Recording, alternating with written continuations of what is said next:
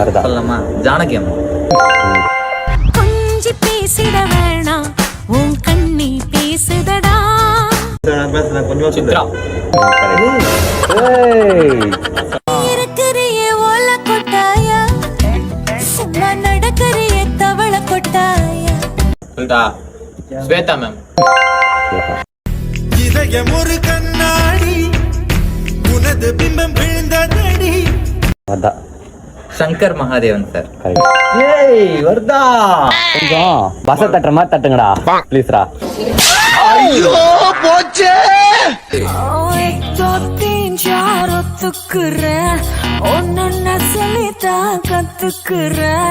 ஆண்ட்ரியாவா? Andrea ma'am.